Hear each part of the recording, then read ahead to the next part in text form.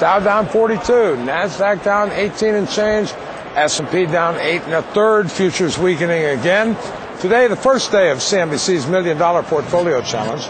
With that in mind, we're asking our top market guests where they'd be putting $1 million. Our next guest last joined us just over 2 weeks ago. Couldn't have been more right on his call to watch gold as an indicator that the market would head south.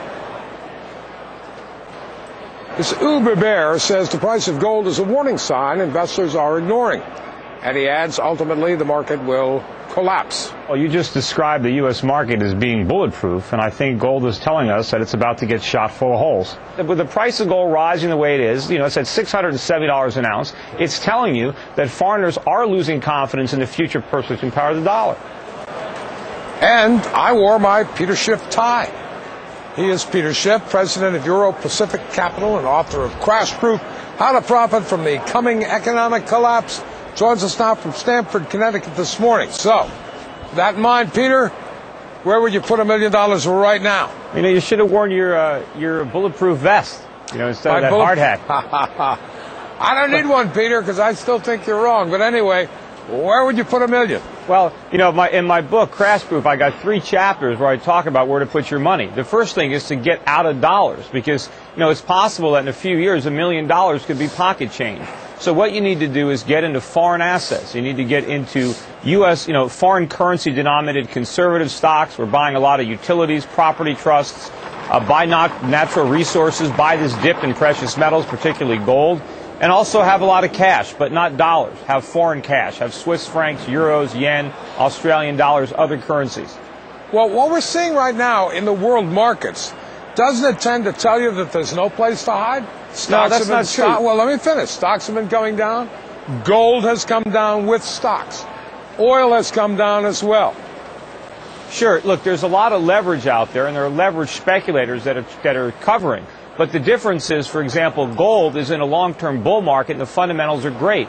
Stocks are in a bear market, the fundamentals are lousy. I hear you talking about the fact that the fundamentals haven't changed. You're right, they haven't. They're terrible. They've always been terrible. And this, decline might have started because of China. That might have been the pin. But now the air is coming out of the bubble and U.S. stocks are falling, and it's got nothing to do with the price of stocks in China. Peter, how much further, in your view, will U.S. stocks fall? Well, I think, stocks peaked out in 2000. And sure, the Dow made a nominal new high. The S&P and the NASDAQ did not. But adjusted for inflation, we're still way below those peaks. I think we're headed south. I think even nominally, we're going to go back down to the lows in the NASDAQ and the Dow of 2002, and we might even take them out. It brings us back to Mark's question, though, which is if the U.S. markets are going to fare so horrifically, Peter, it's tough to believe that, buying a foreign currency would do any better. If that's really true, the whole global economy has to be in trouble. No, it's not. See, the biggest problem for the global economy right now is what is propping up the U.S. and consumer. The rest of the world is propping us up. We're using up 80% of their savings. We're blowing it to consume. We are using up the world's resources, but we're not producing. We're not exporting. We're not manufacturing.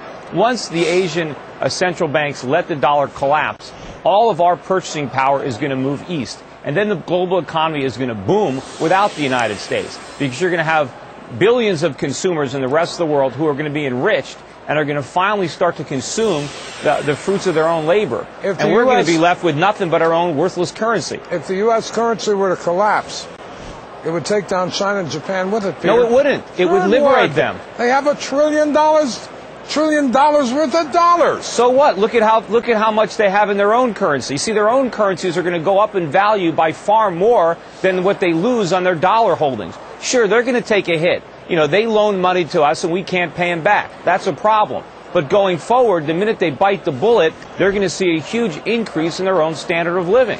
And where are all those goods made in China going to go? They're going to stay in China. The Chinese are going to be rich enough to consume them themselves. It's Americans who aren't going to be able to afford them. That's the difference. All right.